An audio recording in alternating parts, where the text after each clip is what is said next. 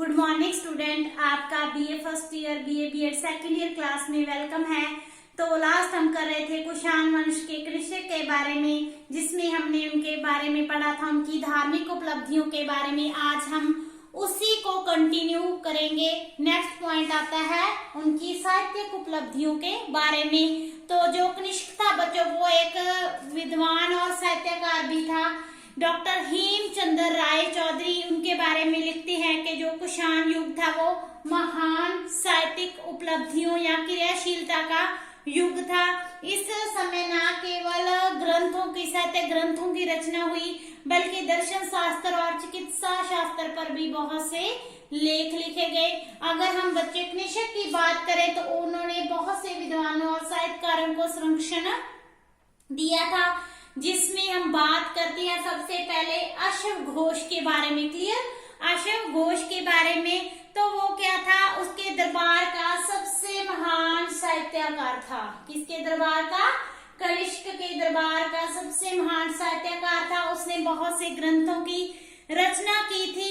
साहित्यकार होने के कारण साथ साथ वो एक दार्शनिक, कवि और विद्वान और लेखक भी था। उसने बुद्धचरित, सौंदरानंद, सारीपुत्र प्रकरण, क्या क्या?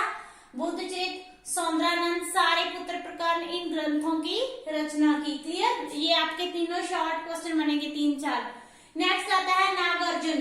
नागार्जुन भी उसके समय का एक प्रसिद्ध विद्वान था। उसने भी 2 ग्रंथ लिखे थे।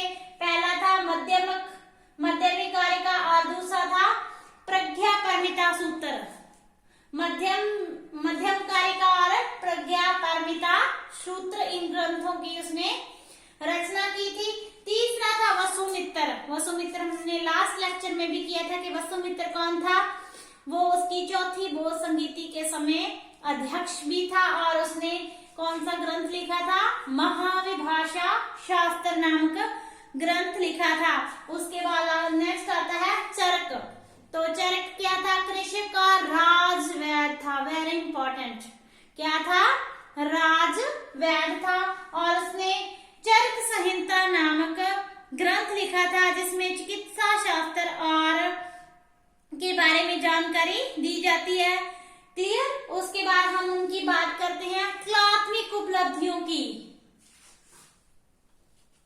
कलात्मक उपलब्धियों के बारे में पढ़ेंगे। तो इसमें कहा जाता है कि कनिष्क ने कला के क्षेत्र में भी बहुत प्रसिद्धि हासिल की थी। उसने बहुत सी इमारतें, स्मारक, विहार, मठ, स्तूपों का निर्माण करवाया था। उसने अपनी राजधानी पुरुषपुर, उसकी राजधानी का नाम क्या था? पुरुषपुर या पेशावर था। उसमें भी बहुत से सुंदर भवनों का निर्माण करवाया था। इसके अलावा उसने अपनी राजधानी में 400 फीट, कितने? 400 फीट ऊंचे एक भवन का निर्माण करवाया था। एक विशाल स्तूप बनवाया था जिसकी 13 मंजिलें थी। कितनी थी?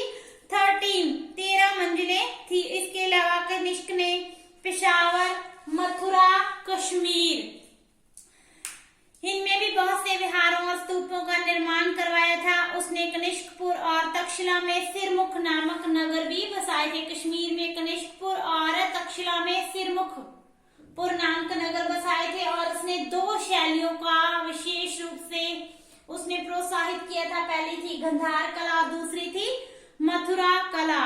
तो पहले हम पढ़ेंगे गंधार कला के बारे में। तो कहा जाता है कि बच्चे कनिष्क के समय जो गंधार कला का काफी विकास हुआ था। इस समय की जो मूर्ति कला थी वो गंधार कला शैली की थी। और जो गंधार कला की शैली की विशेषताओं की बात करें तो हम बच्चों कह सकते हैं कि जो गंधार कला थी उसमें जो मूर्तियां कौन से रंग की होती थी? सलेटी पत्थर की। कौन से पत्थर की थी? सलेटी पत्थर की थी। और इन मूर्तियों की मूछें होती थी और उनको वस्त्र पहनाए जाते थे। और ये मूर्तियां ज्यादातर महात्मा बुद्ध और बोधिसत्वों से संबंधित होती थी।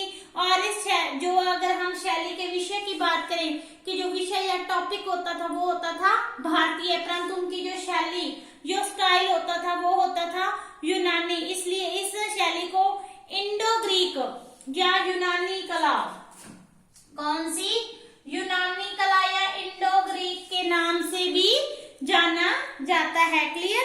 तो इस शैली में ज्यादातर बुद्ध की मूर्तियां निर्मित की गई थी जो यूनान के देवता अपोलो, वेरी इंपॉर्टेंट, यूनान के देवता अपोलो की तरह ही बिल्कुल दिखाई देती थी और ये स्पष्टता यूनानी अथवा रोमन कला का प्रभाव था इन पर। और इन मूर्तियों के जो वस्त्र होते थे वो बहुत ही भड़कीले वस्त्र होते थे और वो रत्न भूषणों से जड़ित होते थे। क्लियर। अगर हम इनकी जो कला शैली की अन्य विशेषताओं की बात करें तो इनमें जो मानव शरीर की बनावट की जाती थी मूर्तियों की, मतलब कि हूबहू जो उनका हाव भाव होता था बिल्कुल मानव की तरह ही ये मूर्तियां दिखाई देती थी। और इनकी मांसपेशियों की सूक्ष्मता, पारदर्शी कपड़े, उनकी सलवटों और सुंदर नक्काशी पर विशेष ध्यान दिया गया था। ये थी गंधार कला। नेक्स्ट हम करते हैं मथुरा कला। जो कला मथुरा, जिस कला में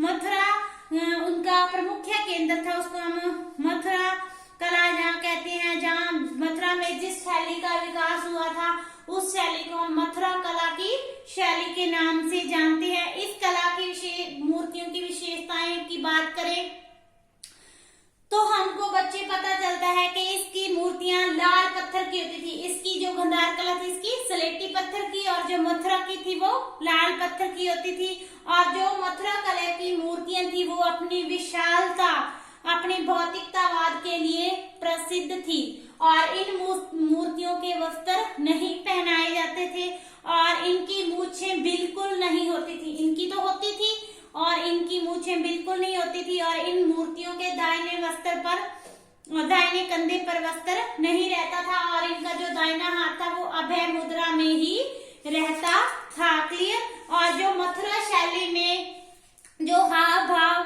भावना, श्रेष्ठ सौंदर्य सभी को प्रदर्शित किया गया है। और मथुरा शैली की बात करें तो इसमें कनिष्क की मूर्ति प्रसिद्ध है। इसके अलावा मथुरा और उसके निकटवर्ती क्षेत्रों में महात्मा बुद्ध, बोधिसत्वों, यक्ष, यक्षिणियों, स्त्री पुरुषों की मूर्तियां बनी थी जो मथुरा कला के श्रेष्ठ नमूने माने जाते हैं। क्लियर। यहाँ तक आपको समझ आया गंधार कला और मथुरा कला की शैली।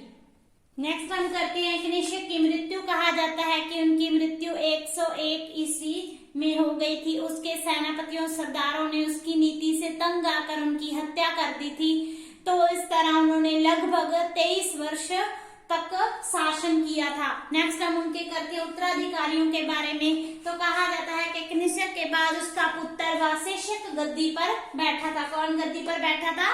वशिष्ठ गद्दी पर बैठा था।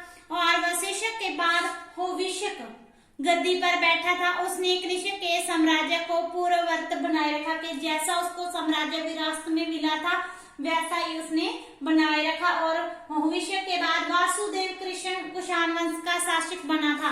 कहा जाता है कि वासुदेव अंतिम कुषाण शासक था। उसके बाद जो कुषाण वंश था उसका पतन होना शुरू हो गया था। जो वासुदेव कुषाण था उसके सिक्के मथुरा, पंजाब और संयुक्त प्रांत तक मिलते हैं। कहा जाता है कि यहाँ तक कि उसका जो कुषाण क्षेत्र था वो सीमित होकर रह गया था। और इसकी मृत्यु के बाद इसके जो कुषाण वंश था उसका पतन होना शुरू हो गया था। और इनके सिक्कों की बात करें तो उनके शिव और नंदी की कीर्तियां मिलती हैं। तो इससे हमें ज्ञात होता है कि वो शैव धर्म का संरक्षक था। लास्ट में हम करते हैं कनिष्क के चरित्र और के मूल्यांकन के बारे में। तो पहला पॉइंट आता है महावीर योद्धा और महान विजेता। तो कनिष्क क्या था? एक वीर योद्धा, बहादुर, महान विजेता था। उसने अपने पूर्वजों से मिले हुए साम्राज्य को केवल सुरक्षित ही नहीं रखा था बल्कि उसकी सीमाओं का विस्तार भी करवाया था। हमने पढ़ा था कि उसने अपनी सेना शक्ति के बल पर बहुत से प्रदेशों पर विजय हासिल की थी और जो अपने साम्राज्य को सुरक्षित रखा था, एक विशाल साम्राज्य की स्थापना की थी। उसने चीनियों को पराजित करके यारकंद, काशी और खोतान प्रदेशों पर भी अधिकार कर लिया था। योग्य शासक तो एक योग्य शासक था, न केवल विजेता था बल्कि उसने अच्छा शासन प्रबंध भी लागू किया था। उसका जो साम्राज्य का शासन प्रबंध था वो क्षत्रप शासन व्यवस्था पर आधारित था और उसने अपने प्रांतों में क्षत्रप और महाक्षत्रप नियुक्त किए थे और उसने शासन प्रबंध में अपनी राजनीतिक सूझबूझ का परिचय भी दिया था। नेक्स्ट पॉइंट आता है संरक्षक। तो कनिष्क क्या था? बौद्ध धर्म का संरक्षक था। बौद्ध धर्म के इतिहास में कनिष्क का जो गौरवपूर्ण स्थान है, उसने अशोक की भांति कनिष्क ने भी बौद्ध धर्म के प्रचार प्रसार में अपना महत्वपूर्ण योगदान दिया था, अपना तन मन धन लगा दिया था।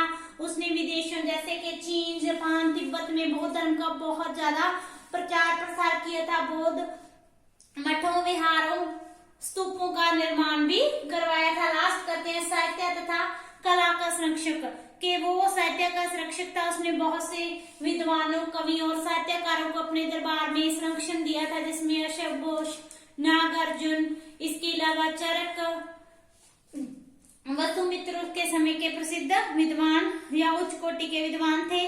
जो चरक था वो उसका राजवैद्य था, उसने चरक संहिता लिखी थी। इसी तरह उसने कला का और भवन निर्माता का भी परिचय दिया था। उसने कनिष्कपुर, सिरसुख नामक 2 नगर बसाए थे। इसके अलावा स्तूप, विहार, मठों का निर्माण करवाया था। इस तरह उसने भारत के इतिहास में महत्वपूर्ण स्थान हासिल किया था। तो आज के लिए टॉपिक कंप्लीट हुआ। कल हम नेक्स्ट टॉपिक करेंगे। Thank you so much.